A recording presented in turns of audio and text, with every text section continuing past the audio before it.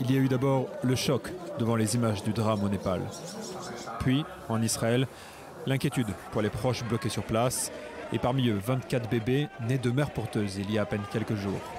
Rapidement sur Facebook circule une photo de jeunes parents devenus sans abri et la mobilisation se met en place pour les ramener au pays.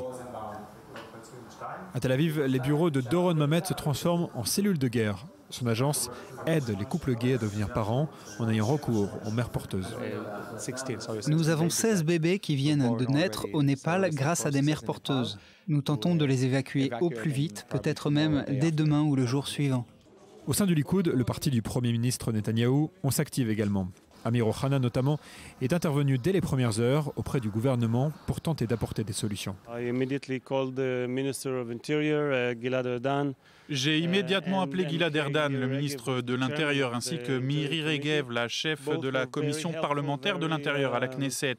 Les deux ont été d'une grande aide. Dès les premiers instants, l'État d'Israël a pris la décision d'une part de rapatrier sans délai les bébés, mais également de compléter les démarches administratives exigées en Israël plutôt qu'au Népal, comme c'est généralement le cas.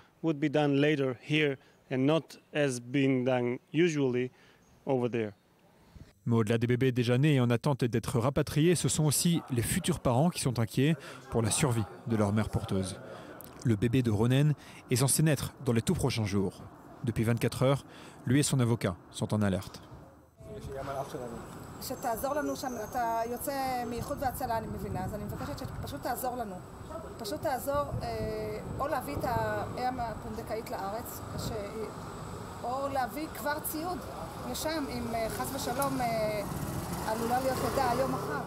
Mais problème, en Israël, les couples gays ne sont pas autorisés à avoir recours aux mères porteuses pour devenir parents. Le gouvernement se retrouve donc face à un choix difficile, transférer à Tel Aviv ces mères en faisant une exception à la loi, ou bien les laisser au Népal, malgré les dangers sur place. C'est une question de vie ou de mort, parce que si elle ne peut pas venir et doit accoucher là-bas, à Katmandou, sa vie ainsi que celle du bébé pourrait être en danger, et personne ne souhaite cela, évidemment. Quelques minutes à peine après l'interview, Ronen reçoit par SMS une déclaration officielle du ministère de la Justice.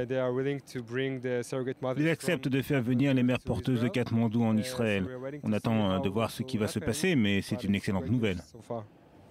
Il est encore trop tôt pour savoir quelle mère porteuse sera autorisée à monter dans l'avion, mais quoi qu'il arrive, la décision du gouvernement est inédite.